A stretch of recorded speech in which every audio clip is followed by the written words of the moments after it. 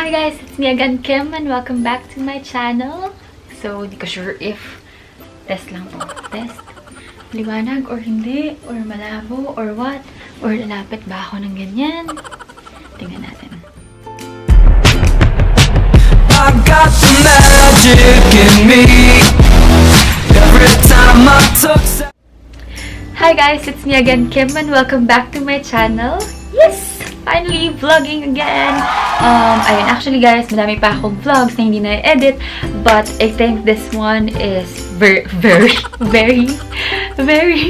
urgent. Hindi na urgent, but I think most of you are waiting for this because I'm gonna share about my chef life here in Australia.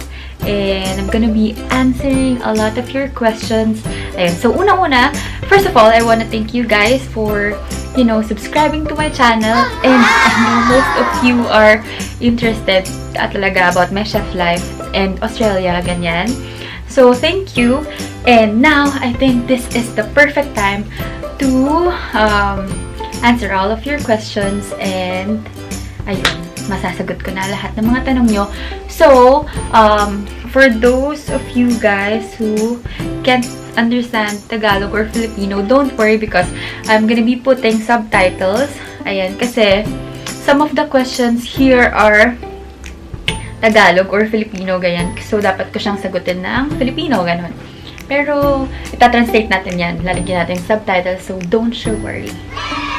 Ayun, I'm so excited. Actually, nag-coffee ako. Siguro nakatatlong coffee na ako today. So, medyo nagpapalpitate ako. Pero, gusto ko na kasi itong matapos ngayon and ma-upload right away.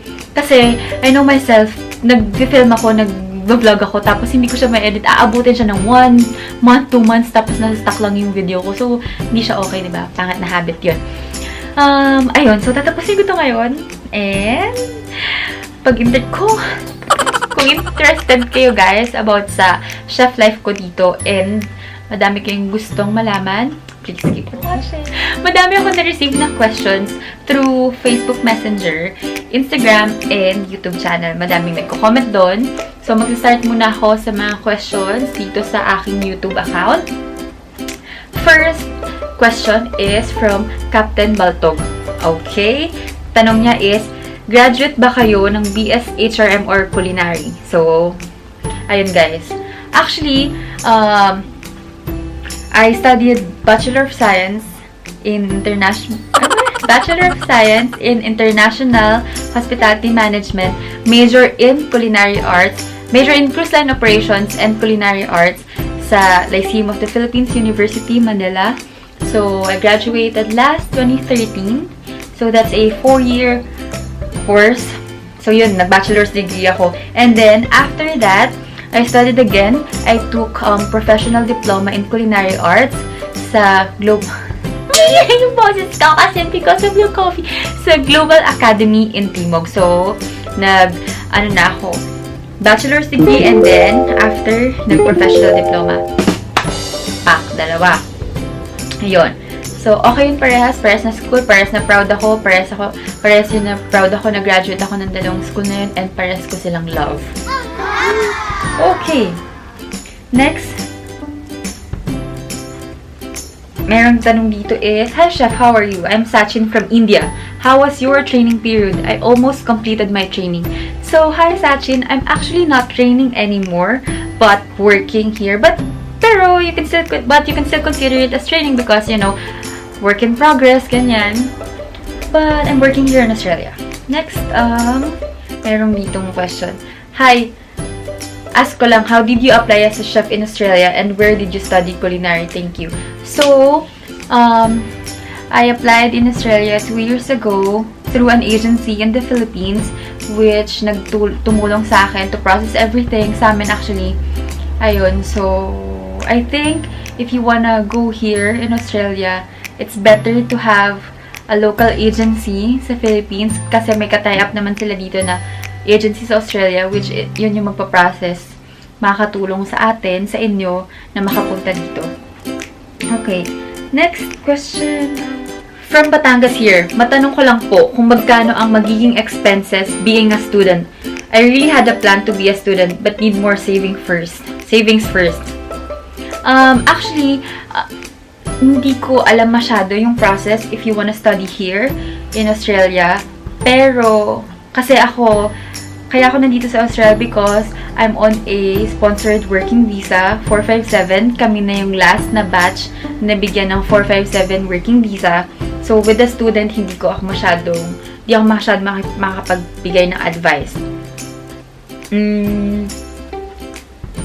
Tapos, how much does a chef earn in Australia? So, during my time, when I started almost 3 years ago, under, yun nga, 457 working visa, the minimum salary for chefs that time is 54,000 annual. So, 54,000 Australian dollars annual. So, meaning in a year. Yun, under yun sa kasi visa ko. So, yun yung minimum, guys. Pwede yung mas mataas or pwedeng dun ka, pasok ka dun sa 54,000. Pwedeng, kahit ano, it depends sa company. Pero yung law, that time, is dapat 54,000 Australian dollars yung ipapasahod mo sa mga in-import mo na mga chefs from other country. So, during that time, 54,000 is what? 54,000 times. Kasi nung dumating ako dito, ang palitan is 40 to 41. So, 2 peso. Sabihin na natin 40. So, that is 2.1 million. Pero, may tax pa kasi. Sabihin na natin 80% lang yung makukuha mo. That's 1.7 million. Tapos, divided by 12. Kasi, syempre, 12 months. So, roughly, nasa 150 to 170,000 a month ang salary mo. Salary noong time na yun. Pero, kasi lumipas na yung 3 years, tumataas na siya. I mean, syempre, napropromote, tumataas din naman yung cost of living every year, ganyan. So, nagtataas din syempre ng sweldo. Okay, meron din, i-relate ko na rin yung isang question dito. Yung cost of living dito sa Australia, yan. I-connect ko na lang kasi sakto sinabi ko na rin naman yung salary. Ang cost of living dito sa Australia, it depends. Especially, I am based here in Sydney, and not just in Sydney, but I am living here in Mosman. So, kasi bakit ako dito sa Mosman? Because yung work ko, yung restaurant, is here in Mosman. So, hindi na ako lumayo. Actually, most of us, hindi na rin lumayo dito from this suburb. Kasi syempre, walking distance na lang ako from my workplace. So, it only takes me like 8 minutes to go to the restaurant every day. So, grabe, walang hassle. I don't need to take the bus or train, ganyan. And I don't need to buy a car just to go to work, you know. I can survive na just, you know, maglalakad lang, ganyan. But, Mosman is actually known to be one of the most expensive suburbs here in Sydney. So, with that, medyo mahal, medyo pricey yung mga apartment dito, yung rent, ganyan. So, before, when actually, disclaimer na to guys kasi syempre madaming tanong, as much as possible, gusto kong masagot lahat ng questions nyo. So, masyadong magiging mahaba to, ganyan. Pero tatry ko talaga itong isiksik ng information na, which I know na sa mga inyo, mga future na gustong mag-move dito sa Sydney, ay makakatulong sa inyo. Okay, going back.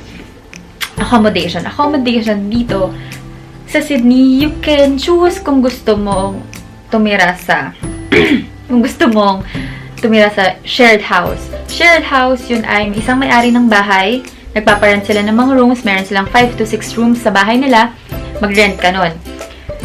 Yun, yung cost nun normally nasa 200 to 250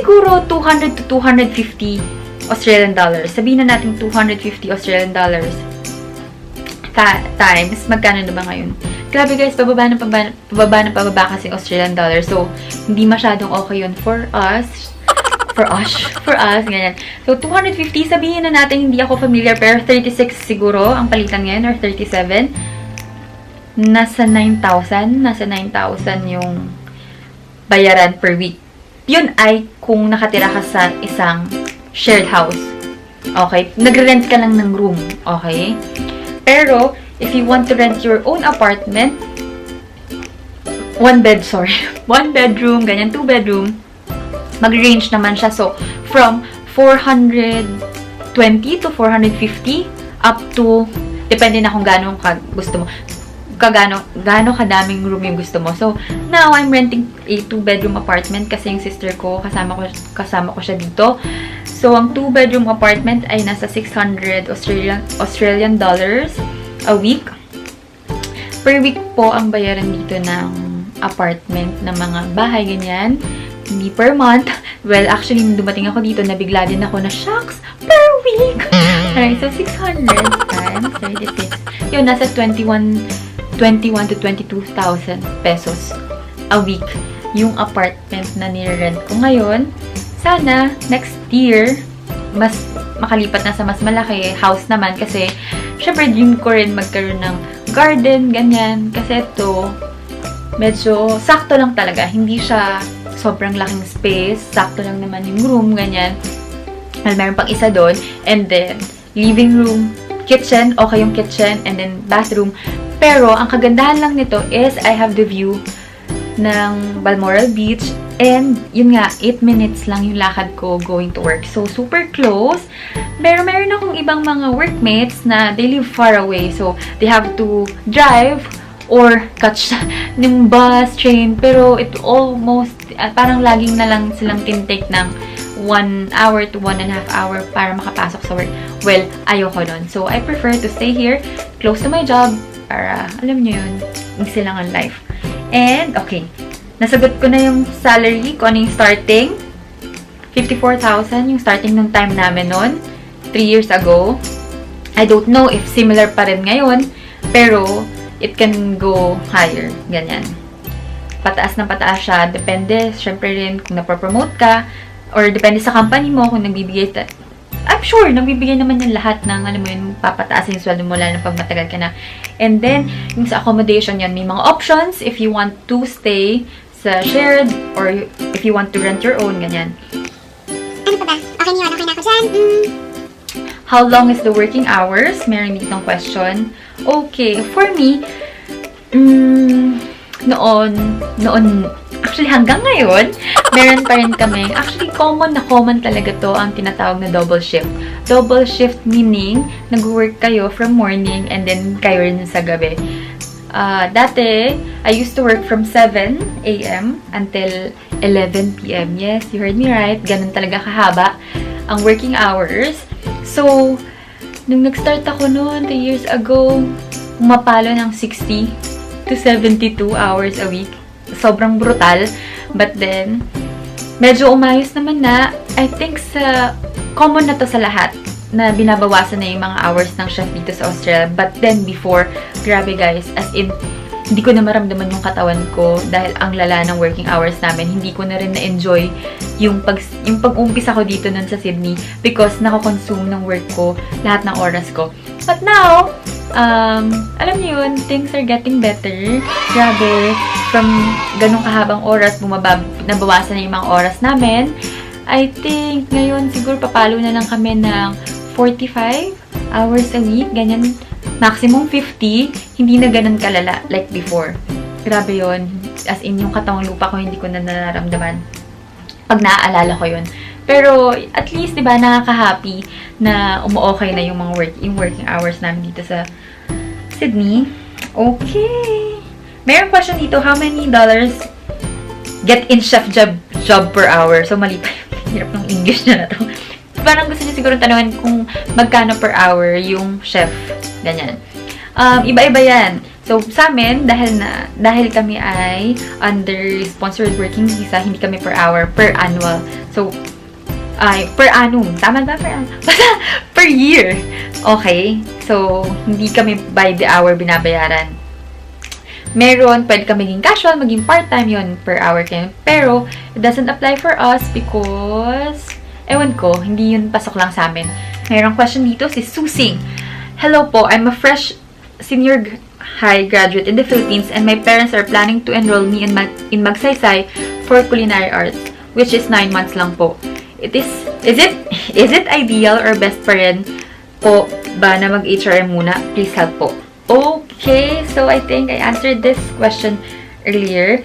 Ako kasi, what I did is I studied muna ng bachelor's degree before I took up the diploma.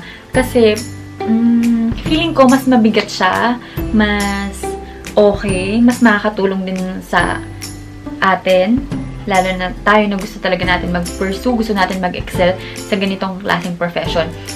So, ayun, ang ma-advise ko, if kaya, sana mag-bachelor's degree muna, and after ng bachelor's degree, professional diploma, mga ganyan. Pero kasi nag-iba ngayon nag K-12 So, K-12 ba ang tawag? Hindi ko masyadong sigurado. Pero yun, sa experience ko, nag-bachelor's degree ako and then nag-Global Academy. Okay, move on na tayo sa mga questions sa aking Instagram dahil running 16 minutes na to. Okay, from my Instagram, merong nagtanong sa akin, si Rafael Lacuna. So, hi Ate Kim, can I know po if anong company po kayo nag-intern sa US and if may contact person po kayo? Salamat ate. Okay, guys, parang 4 years ago, matagal na ba? Nag-intern ako sa US, sa Atlanta, Georgia for a year. Tapos, ayun, okay din yung experience ko noon. Of course, nag-agency ako. Ang agency ay, ano ba? Kasi nag-agency po ako. Tapos yun, nag-agency, nag-process. Kasi I think it's better to have an agency. Kasi, you know, sila yung talagang magpaprocess ng lahat. Tapos, magsasubmit ka lang ng documents, tutulungan ka lang nila. And kung anong kulang, ganyan, ibibigay lang nila sa'yo. I mean, hihingiin lang nila sa'yo, ibibigay mo lang sa kanila. Tapos, syempre, may fees yan Gusto nila, syempre, kailangan nila ibigay yung services kapalit ng mga fees na binabayad natin sa kanila. Okay. Merong nagtanong, si Carms26 Love. Hello, Ate Kim. Pwede po mag-ask kung paano ka po napunta dyan? Dito sa Australia, she meant. So, ayun nga, napunta ako dito kasi I was supposed to go, parang dati na nag-US ako, nag-intern ako, wala na akong ibang nasa isip, kundi, okay, gusto ko lang US, or maybe Europe, ganyan. But then, ang daming, sorry, madaming opportunities din dito sa Australia. Kaya, na-encourage ako na mag-move dito. Paano ako napunta dito? Through agency pa rin. Nag-process, yun. Meron din actually ayun, ito na next question. Hi, can you please share your working journey in Australia, recommended employment agency, and estimated cost to be able to work there? Thank you. Okay, so yung working journey ko dito sa Australia wasn't that easy at all, especially nung nagsa-start ako dito, because yun nga, yung sobrang long working hours na parang na niya akong pinapatay, guys. Sobra, grabe. And, especially sa akin, kasi may scoliosis ako. So, mahirap sa akin yung tumayo ng sobrang tagal. Ayun, sad yung part na yun. Pero, yun, mahirap yun. So, nag-struggle ako nung nag-start ako kasi, guys, hindi naman ako sa maarte. Hindi sa ganun. I mean, I can work hard. I really wanna work hard. I mean, hindi ako choosy, ganyan. Pero yung ganong kagrabing oras namin before, sobra yun. Pero at least, na-experience ko yun. Ngayon, I'm sure, parang wala na sa akin, okay, doubles? Parang ganyan. Pero nung nag-start ako dito, it was kinda tough, ganyan. Pero, ganun talaga Parang, naisip mo, pag nagsisimula ka na, bakit pa ako nagpunta dito? Ba't ko pinapahirapan yung sarili ko? Ganyan. Tapos, syempre, ayaw ng parents ko na naririnig or nalalaman nila na nahihirapan na ako, ganyan. Parang hindi sila natutuwa. Pero kasi, ewan ko, thankful ako, as in sobrang grateful ako dito sa journey ko na to. Pagka nag-look back ako, na gosh, sobrang, grabe, thank you Lord, na nagkaroon ng opportunity na makapunta dito.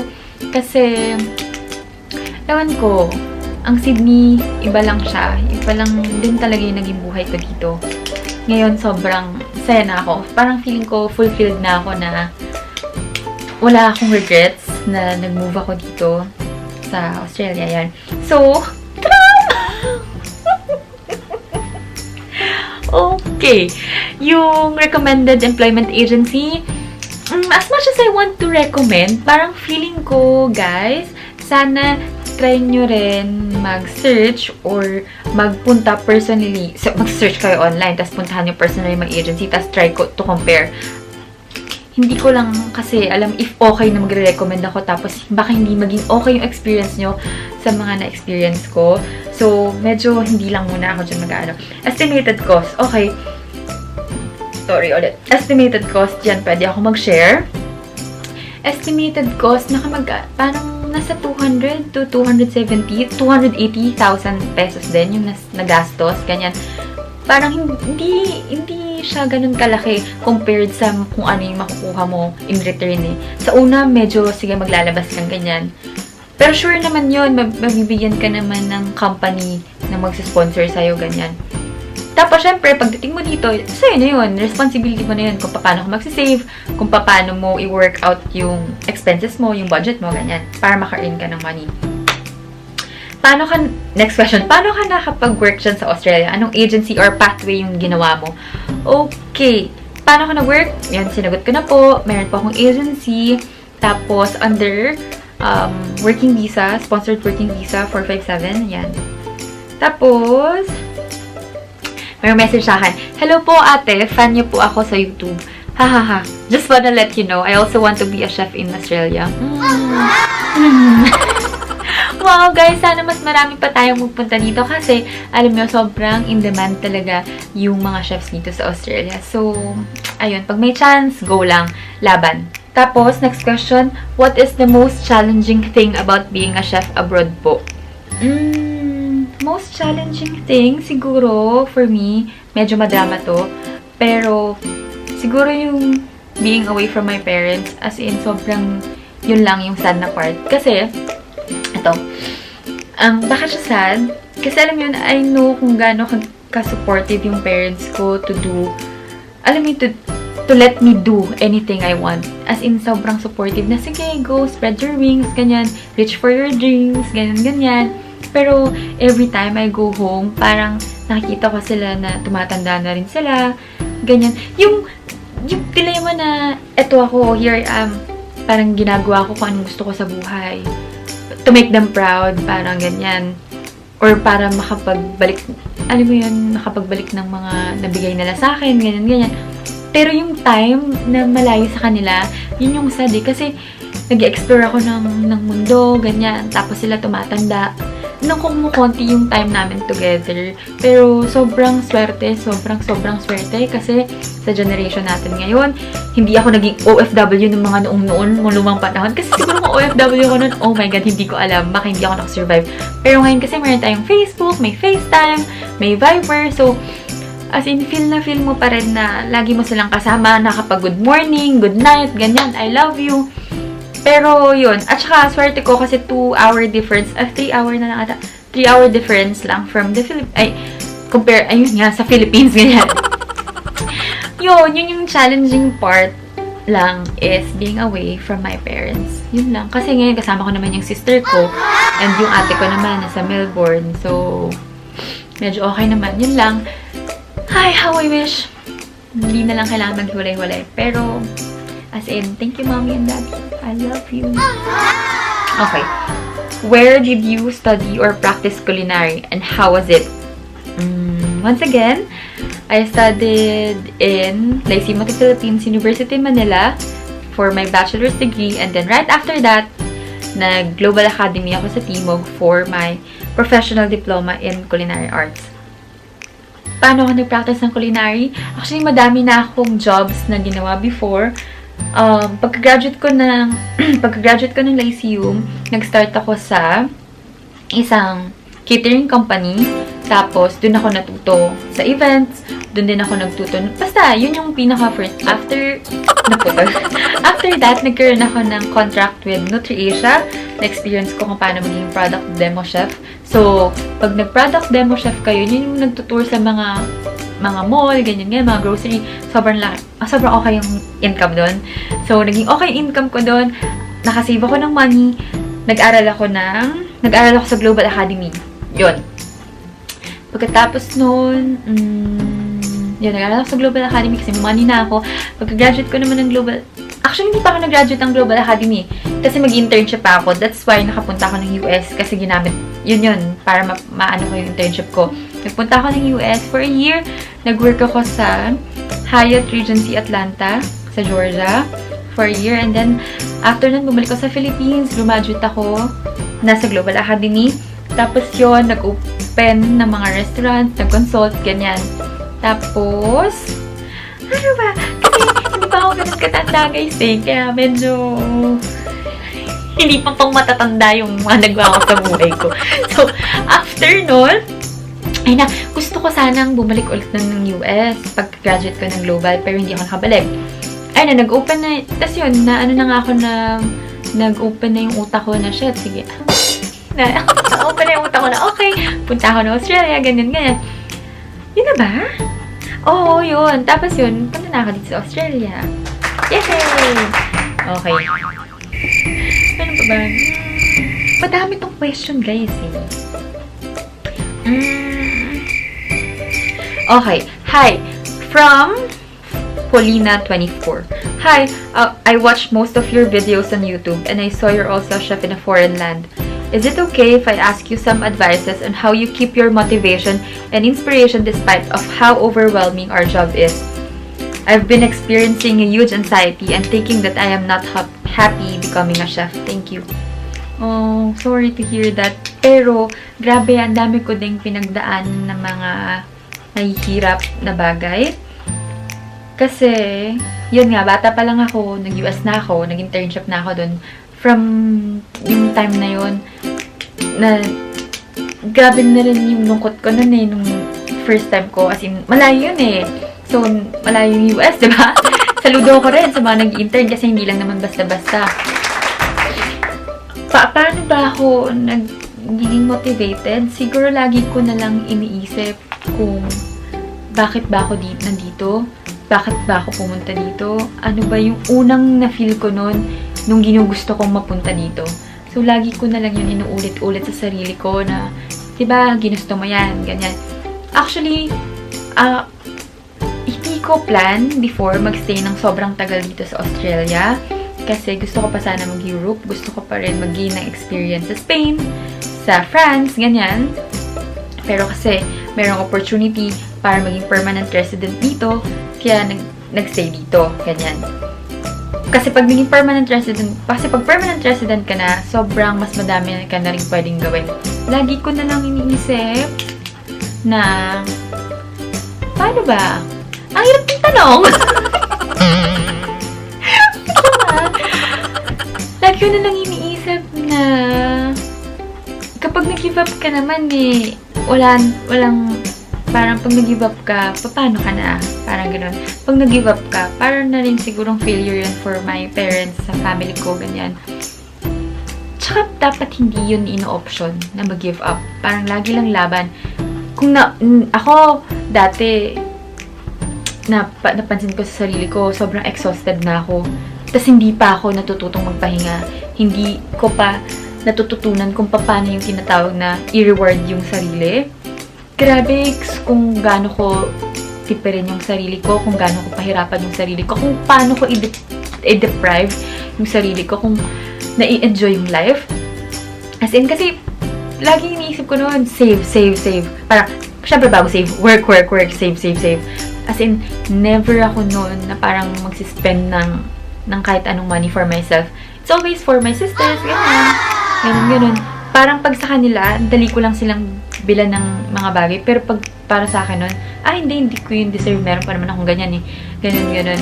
So, hindi ko na nararamdaman yung feeling ng magkaroon ng para sa sarili ko. Ganun ako nun eh. Nagsastart ako. Pero, nung lumipas yung panahon, siguro, nung medyo nakaka-take off na rin ng buhay dito, parang natuto na ako, okay, mag-work hard ako ngayon. Tapos ilo-look forward ko yung day off ko, yung weekend ko. Ganyan. Tapos iisipin ko na, okay, parang kailangan ko na kumain ng ganito, ganyan. Mag-enjoy man lang ako mag-coffee shop, ganyan. Kain ako sa ganyan. Tapos, basta, pagka may gusto akong ini-aim na bagay, iisipin ko lang na, okay, Kim, ngayon lang yan, deserve mo naman yan, you worked hard for it. Ganun. So, yun yung motivation ko, yun yung yun, parang what keeps me going. Tapos, siguro, na rin yung self-fulfillment na, grabe, dati rin, pag-iisipin ko yung kung ano yung skills before sa kung ano nang meron ngayon. Talaga naman din nagbunga kung ano yung mga pinagdaanan ko. Dati kung hindi ako ganun ka marunong mag-fillet ng fish, ngayon, natatime ko na yung sarili ko na pak. Yun, dun yung feeling ko. More than material things. As in, sobrang dami ko rin namang masasabi na nakatulong sa sarili ko yung pagiging OFW. Ang dami din sinasabi, guys. Halika, i-friend nyo na lang ako, tapos magkita-kita na lang tayo, tapos dun tayo magkwentuhan. Kasi sobrang hirap ipagsiksik lahat ng sasabihin dito sa YouTube na to. Anyway, ano pa ba? Sobrang daming question.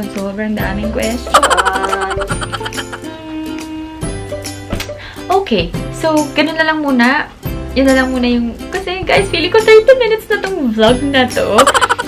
Yun na lang muna for this vlog.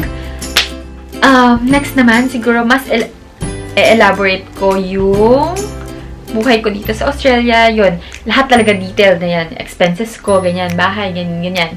Tapos, kung paano magsusurvive dito. Pero for now, yun muna. Burp ako ng burp. Sorry, guys. Sorry.